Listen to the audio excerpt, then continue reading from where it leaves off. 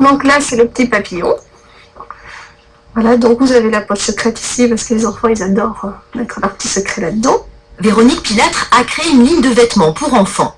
Elle a débuté dans la haute couture, mais après un congé parental, elle a laissé tomber les robes de mariée et de soirée.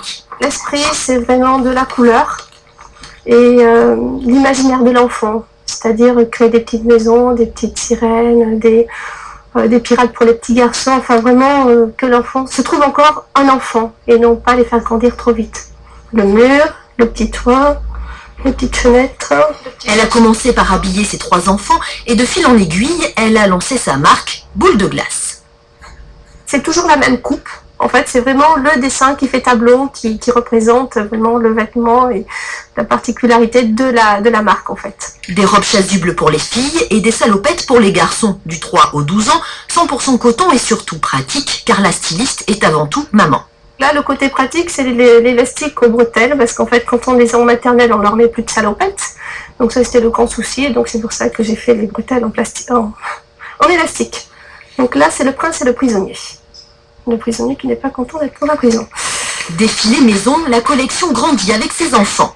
Les robes coûtent entre 37 et 51 €. À terme, Véronique Pilâtre aimerait confier ses modèles à des magasins pour se consacrer à la création.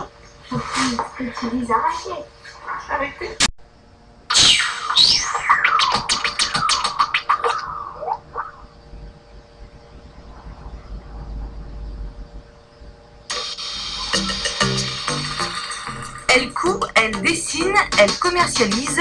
Véronique Pilâtre a créé sa ligne de vêtements junior Boule de glace il y a maintenant 3 ans.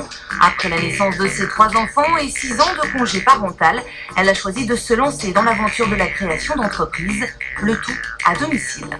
Avant tout, mon métier, c'est d'être maman.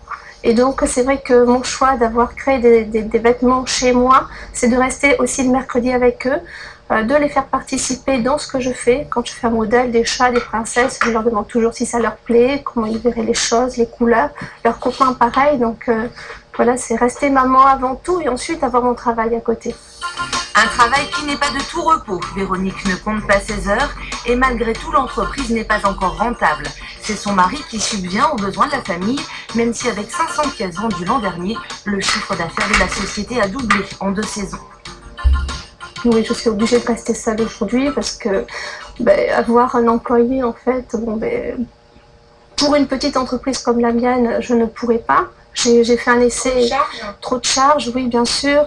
Et pourtant, je suis consciente que de l'autre côté, la personne qui va travailler avec moi ne va pas recevoir un gros salaire, quoi, parce que le SMIC, pour eux, c'est difficile de vivre avec un SMIC aujourd'hui.